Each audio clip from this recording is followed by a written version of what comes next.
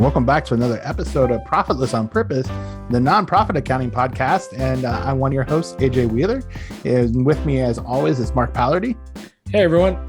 Got a great episode. We have some heady articles this week. We'll wade our way into the culture wars and how philanthropy is increasingly embroiled in them, what that means for nonprofit funding, what it means for your nonprofit, what it means for general philanthropy and as in general.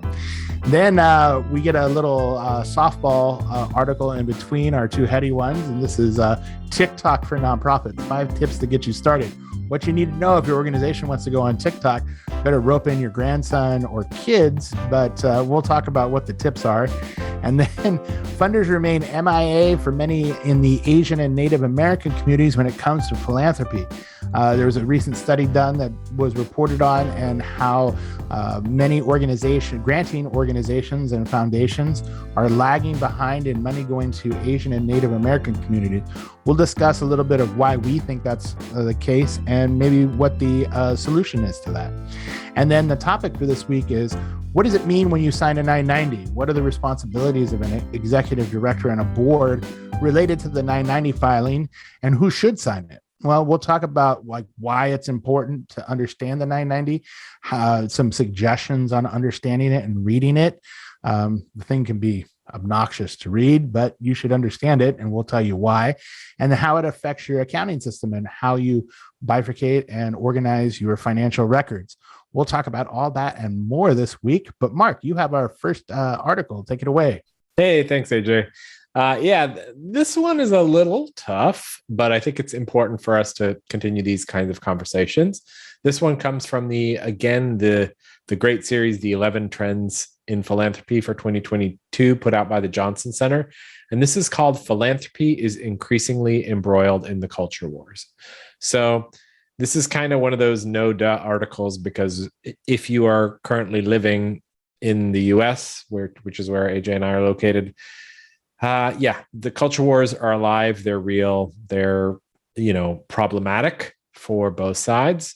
And basically, the world of philanthropy has been sucked right into that. And so there are philanthropic organizations on both the right side of the spectrum and the left side of the spectrum that are popping up, supporting their cause, believing that their side is the correct side. And it kind of becomes this war of philanthropies, and people are bringing in money based on ideologies and belief systems.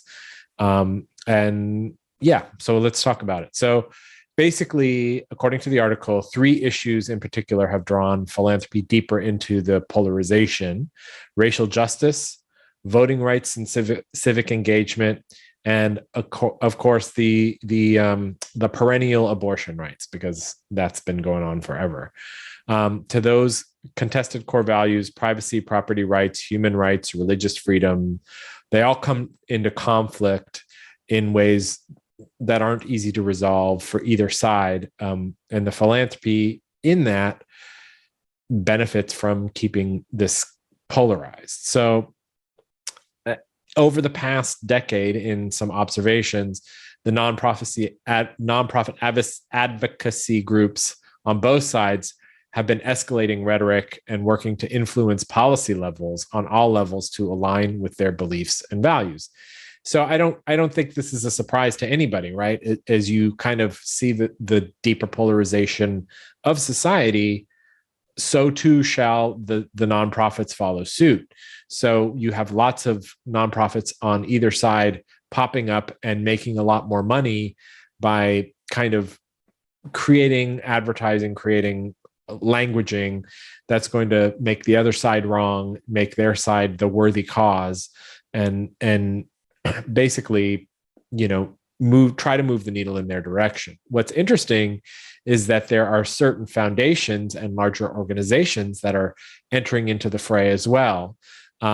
What I actually found surprising was that the Ford Foundation, that foundation from Henry Ford, wants to disrupt systems to advance social justice. So they're actually not staying neutral. They're trying to step in and disrupt anything that's going to have to do with social justice.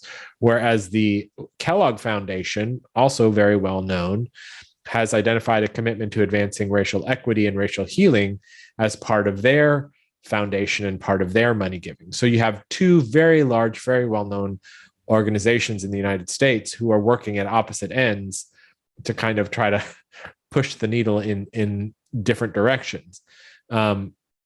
So, I don't want to get too deep into the different organizations and what they're doing. This article actually does do a pretty good job. But I think, and we'll link to it down below on YouTube. But I think what's really interesting is that the piece of this that I found most interesting out of this article, and I'm going to just read a quote. It's not at all surprising that the definition of public good differs across the sector. So it is the flexibility to focus resources on issues that are important to society that gives philanthropy its power. So basically, each side is taking a stand that what they're doing is for the public good, which is what a 501c3 has to claim when they're going out there to get their nonprofit exempt status. They're saying what I'm doing is for the public good. So as you have people kind of differentiating themselves and going off into their corners, they're definitely asserting that what they are doing is for the public good and the other side is not. So, they don't have to assert the other side is not. They just have to have their own opinion. And because the IRS is supposed to be a neutral agency, if you are justifying why your stance is a public good, then you'll get your nonprofit status. But there is a danger that the political power will actually be able to funnel money to specific organizations with these kind of government quasi grant allowances or religious exemptions, et cetera, and they're going to tip the needle in one way or another. And then as you see different parties in power, you're going to see funding for philanthropy start to cycle along with political power, and it gets very, very messy. So as philanthropy is deeply embedded in our culture, it's not surprising that it becomes part of the culture wars.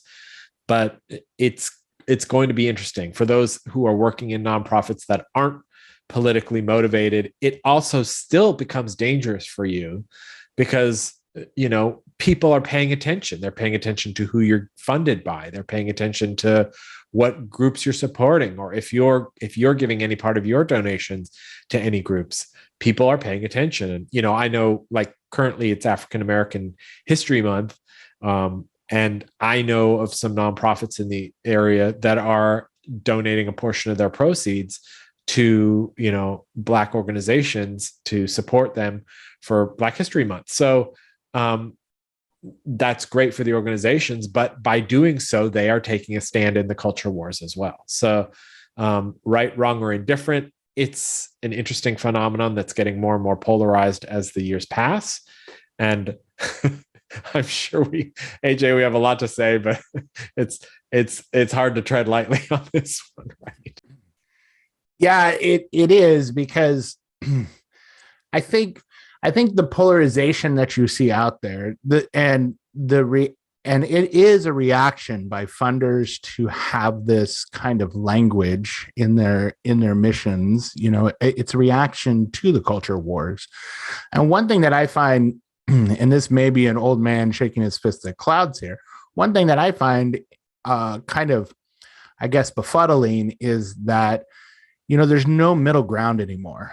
Then you can't have a nuanced view on any of this stuff. It's either right or wrong, black or white, on or off, 1 or 0, on these kind of no-go areas that I think kind of obscure some of the things that everybody could agree on. I think a lot of these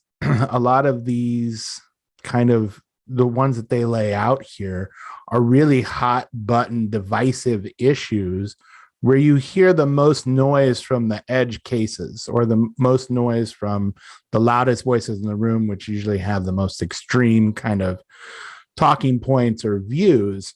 And I think for the majority of Americans, or a majority of people, probably, you fall somewhere in the middle of that. I'm thinking, there's there's probably things that everybody can agree on, equal opportunity for people and equal educational opportunities and those kind of things. But how that's achieved and what's viewed as, correct or incorrect varies based on the political leaning or the culture side of the war, or, this culture side that you're on.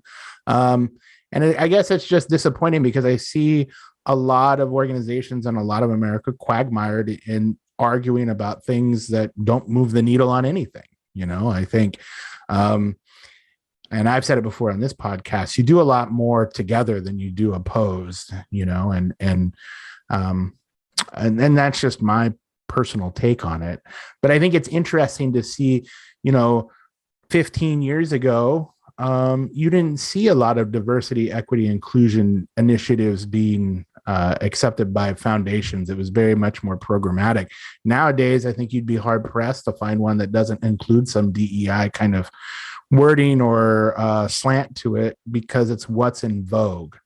And I think just like corporations in the for-profit world, kind of, what do we call it? Social justice wash, or, like virtual signal their side of the culture war to try and, promote goodwill. I think you see the same thing happening in nonprofits, even if they're not involved in those hot button issues that are laid out in the article.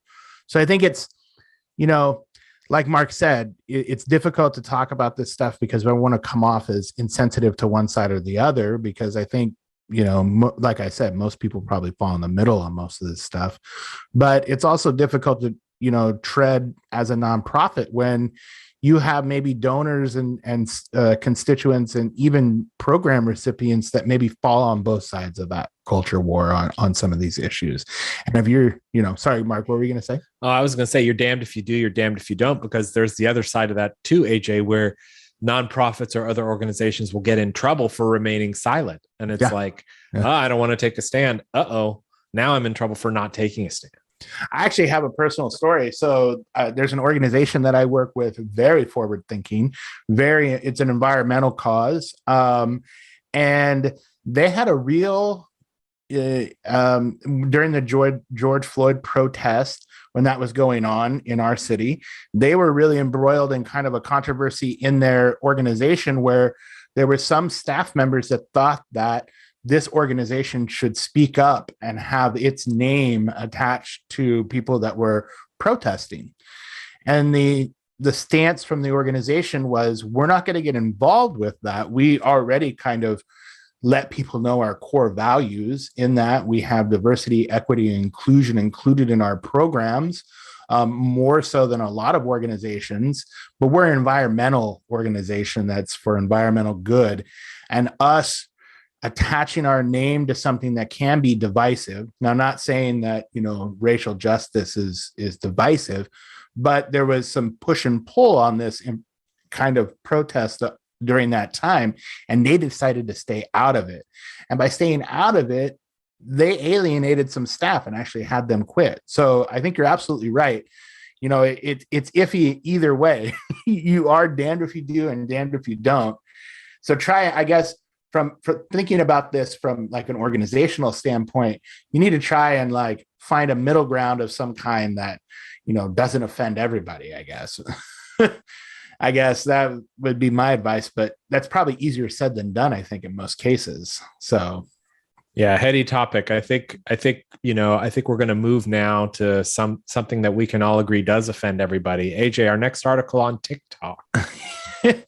So this is from Nonprofit Hub, and it's TikTok for nonprofits, 5 tips to get you started. As if you needed another article on some kind of social media thing to pump your nonprofit. I'll go through their suggestions, and then maybe we could get some commentary from Mark. So the first one is pay attention to trends. I think it's self-explanatory. You find a trend and try to hook onto it. Make your content accessible. I think having yourself on TikTok, I guess, makes it accessible to 13 to 18-year-olds. I don't know, or these crazy old people that are on here as well. Take advantage of every feature. So they talk about, and I didn't know this, but on TikTok, you can not only post those short videos, but you can also go live, answer questions, respond to comments, create polls, pin posts to your profile. So you can use all of these to kind of put your message out there in the correct way. Understanding how the algorithm works, good luck. But TikTok is very algorithmic centric, I might say. So each feed is tailored to what you like. And then leverage new followers. They talk about link to your donation page, providing a way for people to contribute to your nonprofit. So in their summary, it's essentially the best way to approach your TikTok strategy is to go in with an open mind while testing new ideas. Keep track of video performance, including the number of likes and shares and views.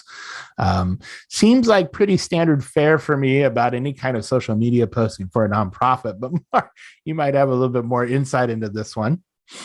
Yeah, I guess AJ, you had your old man rants at Sky moment in the first article. Yeah. Okay. So I'm out of the age demographic for watching TikTok, and that's fine. I have watched TikTok videos when they appear elsewhere, but I certainly have never ventured over to the TikTok site, and that's okay because it's not aimed at me. And I think that's the point I really want to make about this is that if your organization benefits from a younger audience, benefits from people who are just starting to get into philanthropy and giving, TikTok may be a fine platform for you to explore. And this article will give you tips to do so. I'm not trying to be ageist. I'm the old man in the room probably, but you probably are going to want to have somebody younger on your staff who understands the algorithm, who understands how TikTok works to participate in this, if not be the facing person to create the TikTok videos. Because, TikTok is all about fast cuts, entertaining things, script on the page, music, TikTok by its very nature. And if I say TikTok one more time, it's like, it's going to put me in a trance, but by its very nature, it's fast, it's engaged, and it's an in and an out. Once that video ends, the next one starts and the algorithm just goes and goes and goes. So you want to be memorable to somebody, and having your ED up there talking about why you should contribute to their nonprofit is probably not going to get a lot of engagement. So you want to make it fun, you want to make it engaging, and you want to engage young people in your organization to help with this who believe in what TikTok does and who are going to speak to the core audience. The other side of that dangerous coin, which we've talked about with social media, is you want to make sure you're representing your core values as an organization, as a nonprofit, because you don't want some wacky campaign out there that's doesn't represent who you are, doesn't represent your core values, your mission. And, frankly, you don't want something that's going to embarrass you or your organization. And, I'm speaking to everybody of all ages. I don't think anybody wants that for the organization. Because if you're creating TikTok content, you're actually, you're excited about the organization and you want to share that. And I think to your point, Mark, I don't think we're kind of making fun of this TikTok article, but I think it's important for nonprofits to understand if you have social media presence, how important that can be. It might be 5-10 years ago that they did the ALS Ice Bucket Challenge, and that brought in for years to come lots of money. And that was something that was a viral trend that started, I think, on Facebook or wherever it was. But I think, we're kind of joking about posting on TikTok for nonprofits, but I think it's a good thing to have a social media plan. And if TikTok's part of that, this article might be able to help you. But, like Mark said, probably steering toward your younger employees to better understand the platform and what's trending or what's going on and how to do this would be much more than, Mark or myself trying to figure out how we're going to make a TikTok video for TCA or one of our nonprofits, So, Mark, do you have our next article for us here? You bet. So, we kind of have our serious sandwich going on. That was our marshmallow in the middle. I hope you enjoyed that. But now we're moving on to another article by Ellie Buteau called Funders Remain MIA, Missing in Action for Many in Asian and Native American Communities. So with the rise of, the interest in helping to contribute to people of color, and essentially from the George Floyd protests. We've talked about on this podcast a number of times how funders are and foundations are dedicating specific funds or even percentages of funds. Some organizations are wholly committed to giving money to some of these organizations that help people of color in some of their grants for the past year or two. But many foundation leaders who want to focus on these racial equity and justifying bringing everything up to equity seem to be leaving out Asian and Native American communities. So this article is interesting because a lot of the financial support that's being doled out is being doled out to African American groups and people who are more vocal. And they've reported that that Latinx and African Americans are getting the bulk of these funds, whereas the Asian American, Pacific Islander, and Native American communities are seeing little to no money. So 2/3 of foundation leaders say they provide little or no grant dollars to anybody in the Asian American, Pacific Islander community, and a similar share offer little to no grant dollars to Native American communities. Why is this? I don't know if it's a case of squeaky wheel gets the grease. This article is kind of speculative. It's kind of more just showing statistics, but what some people from the Asian American communities say part of the problem for them is it's hard to thrive as an organization in a foundation world where you don't speak English as well. So the grant applications can be cumbersome. Funders have very high expectations for perfect grammar, perfect writing style.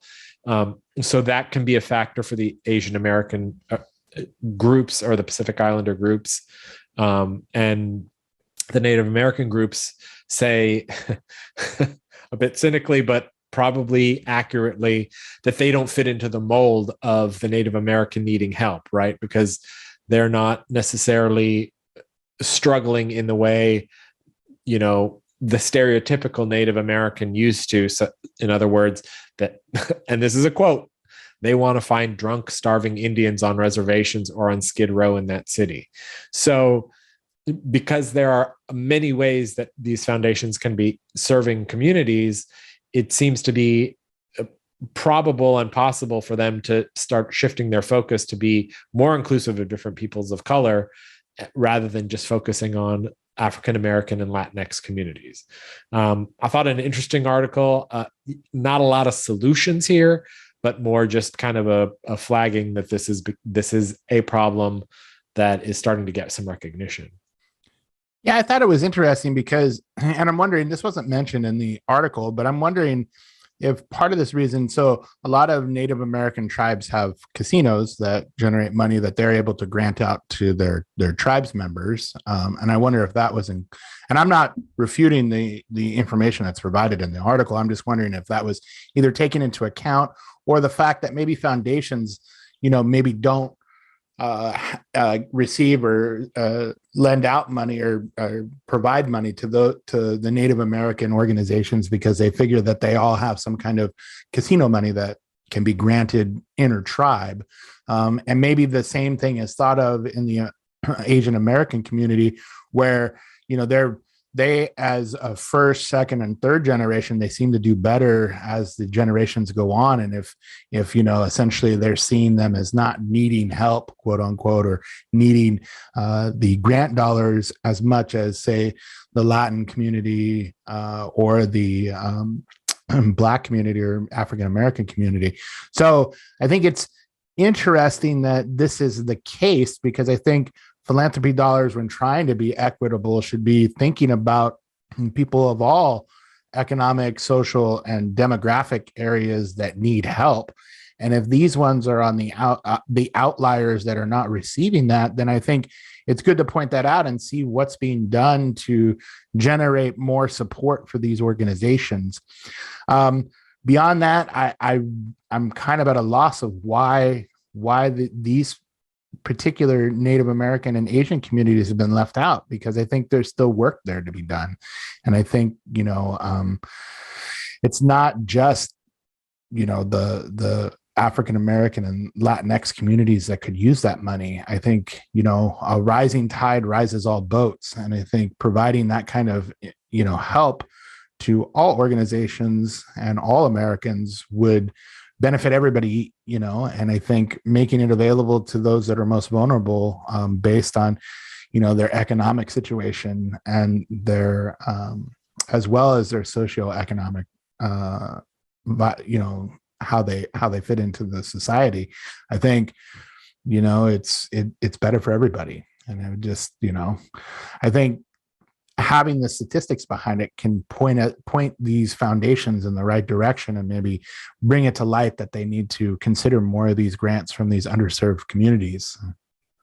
Yeah, I think, AJ, it's also, great points, but I also wonder, statistically speaking, if they are seeing fewer applications from some of these groups, as opposed, to, because it's so well known, especially post George Floyd, that these foundations are giving out to people of color. It seems as though many organizations are taking advantage of that. And I know last year I worked with a organization that was primarily focused toward the Latino and Latina community. And it was interesting because, as an accountant there, I watched foundations say, hey, we have some extra money. We want to give it to you. And the foundations were actually reaching out. So it would be nice to see that the foundations are starting to gain some awareness of their narrow focus in regard to giving these monies out, and reaching out to some Native American organizations or to some Asian Pacific Islander AAPI organizations as well, because, it's a cultural shift. And I think awareness is kind of the first step in that direction.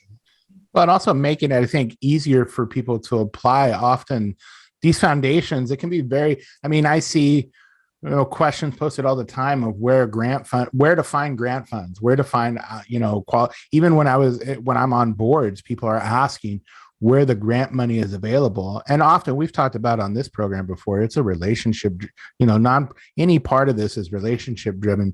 And so being able to connect and make and have relationship opportunities with foundations in these specific communities, I think, is important. And meeting them on their, on their own ground or on their home turf or through their channels of communication would be job number one, I think, for a lot of these granting organizations and foundations, to be able to identify those that could most use the money. And I think having a streamlined application process that makes it easy for anybody, even as Mark mentioned, even if English is a second language, and identifying, just because, like the quote said, that, the Native American community needs help, but they may be out of sight, out of mind.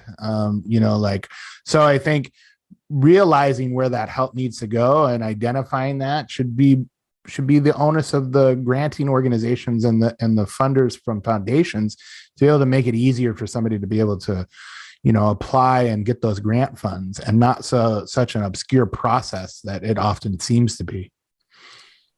All right. Well, I think, we're not going to solve this, but I think, bringing some awareness to it with our vast listener audience might at least shine a little bit of a light on it. Tongue in cheek here. So Jay, I think you got our topic for the day. Yeah. So this is a question I came across. What is the role of an ED or person being named on the 990 as a person subject to tax? A little bit of background. They're an executive director at a small nonprofit, less than 5 employees. And they're the ones that are signing the e-file authorization in the 990 form. And they wanted to know what kind of liability they have behind that, as well as what, if they should shift it to maybe like the board president to be signing that. And they fully admitted that they're not really know how to review the 990.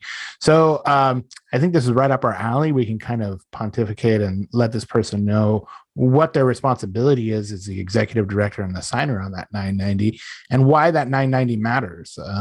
But yeah, I'll let Mark take first stab at this and kind of lead us down the path of why the importance of a 990 and what kind of liability or I guess role the ED or signer on that 990 has. Yeah, the specific question, AJ obviously can speak to the larger 990 questions because he's kind of our resident expert in all things 990.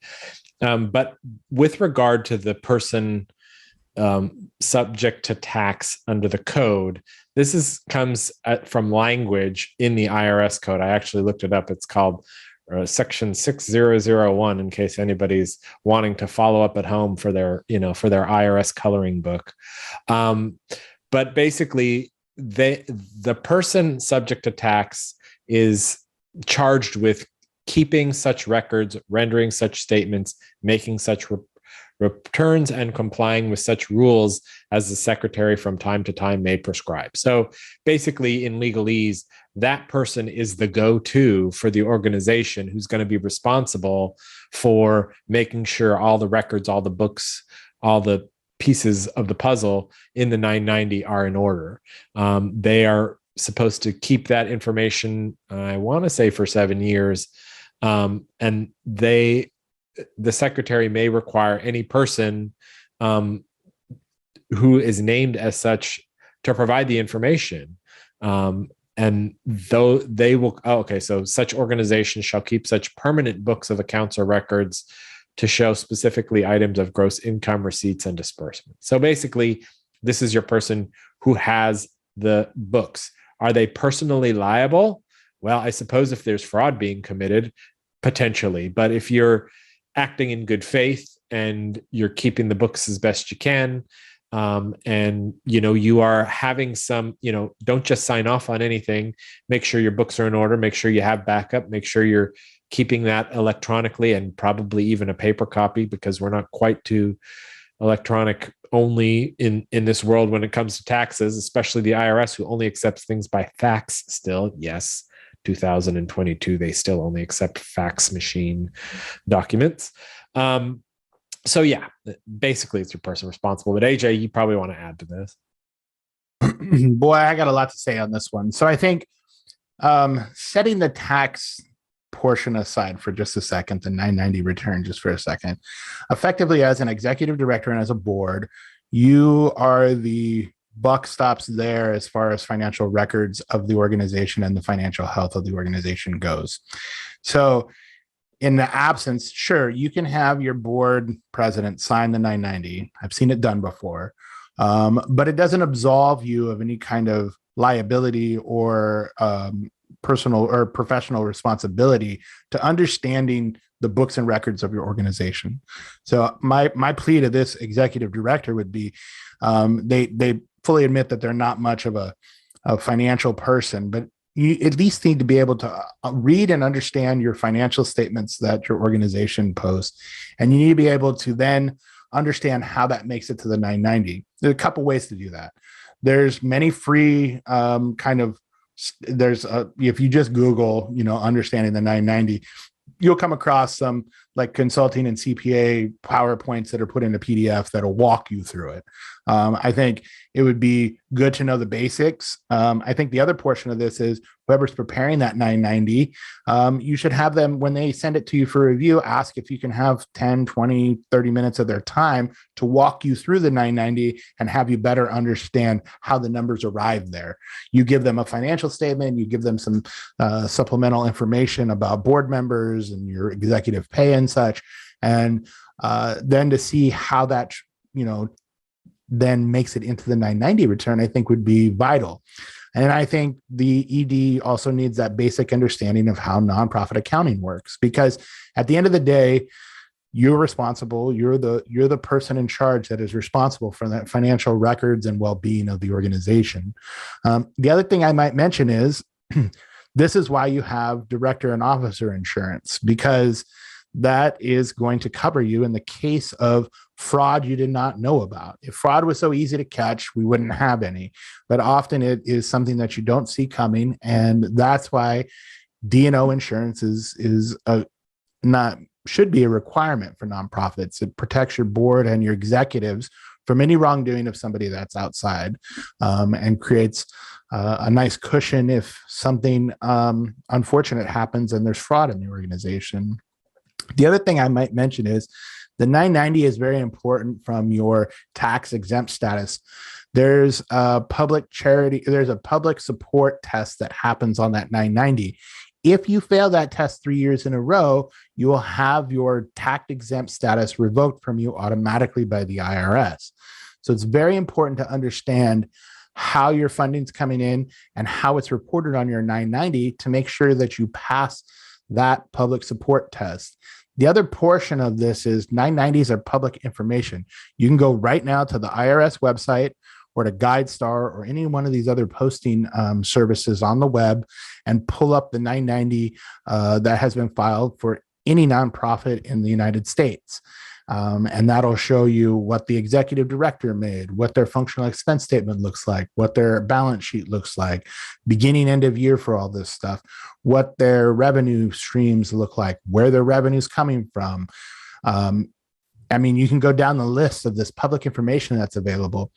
The general public, for the most part, doesn't use that, but GuideStar definitely uses it to rate an organization. So they take your functional expense statement and they rate your organization based on the percentage of administrative costs versus program costs. What that means is what it costs you to run the organization versus what it costs you to provide goods and services to the general public. And that is then used to rate your organization through these various GuideStars or charity navigators. And it's a crude metrics, but it's one that's used. It's kind of fallen out of vogue in the last 10 years, but 10 years ago, it was kind of the gold standard for how nonprofits were judged on how they use money. Whenever you hear about a nonprofit spending 95 cents of every dollar on programs, what that means is their overhead or their administrative and fundraising costs were only 5% of their total expenses. And that's where those numbers come from. So, one more point that I forgot to mention is the 990 is the lowest bar that your nonprofit's financial records need to be kept in, meaning that outside of programmatic or grant restrictions and grant requirements for you to bifurcate and chop and decipher all of your revenue and expenses that are coming in, the 990 is the bare minimum that you must have. And you'll note that on the 990, you need to have a functional expense, meaning it's GAAP now that every nonprofit organization have a functional expense statement. Even before that, when it wasn't required by GAAP to have a functional expense statement, you still needed one anyway to put on the 990. So why not have it be a requirement of all nonprofit reporting? So you need to be able to think through this stuff, be able to understand what the requirements of your accounting system and personnel is to be able to log revenue, expenses, and your balance sheet items correctly to be able to report on the 990 and have accurate information available if requested from either grantors or more, or the secretary or somebody that comes back and has questions about your 990 filings. It also makes it easier. Your tax preparer will love you much more if you have that information available to them easily and you're not audited. Many times, if you're an unaudited organization and you're having a 990 prepared, there can be a lot of wrangling in the background to get your information correct to be able to put it onto the 990. And you can vastly help and probably even reduce your fees to your tax preparer if you have that information correctly bifurcated and entered into your accounting system. So, sorry, that's my soapbox of 990 and accounting system and understanding by a board and executive director on what the financial responsibilities are in an organization. And I could probably go on for another 2 hours because I'm very passionate about this. Oh, AJ, the 990 whisperer. He is our resident expert. And you probably should teach some CPE classes on that. Probably. Oh, wait, you do. Anyway, I'm not even going to try to follow up with that because, like I said earlier, he's our expert. So take it from AJ. Know your shit. With that, we come to the end of another episode of the Profitless on Purpose podcast. We really appreciate you being with us here today. Again, you can find us on Twitter at ProfitlessPod, or you can just comment right here below on the YouTube. Thanks for joining us, and we'll see you next time. On behalf of AJ and myself, everyone have a great week. Thanks, everybody.